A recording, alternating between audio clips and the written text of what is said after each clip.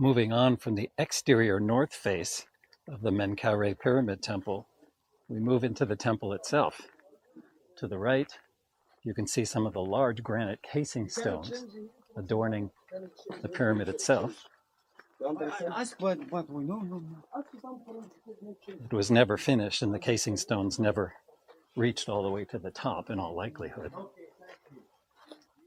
As I enter the Holy of Holies, or the sanctuary, the back rooms of the temple, this is where either a false door or a large seated statue of Menkaure was likely placed, and perhaps that's the very one we're talking about. The head was found outside the temple on the north side, and two other colossal pieces turned up as well.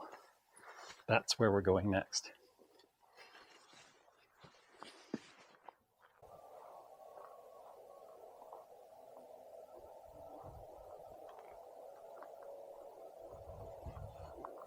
These immense limestone blocks all around me are part of the Menkaure Pyramid Temple complex, excavated by Reisner and the Harvard MFA expedition in the latter half of 1906 and the beginning of 1907.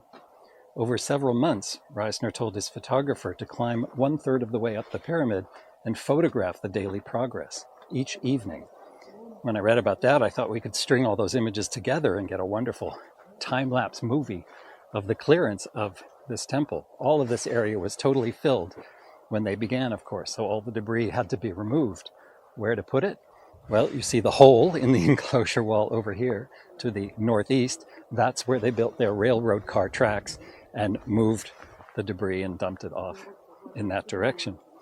There were many granite blocks too that had fallen from the casing stones. Many of those had to be moved. One historic photograph actually shows the words 5 tons painted on it to show the incredible achievement of moving such heavy stones out of the way.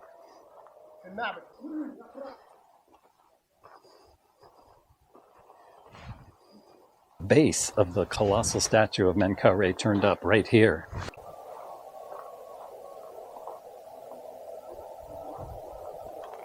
I get to room 20, right in front of the so-called drainage hole, which looks more like a window or even a doorway.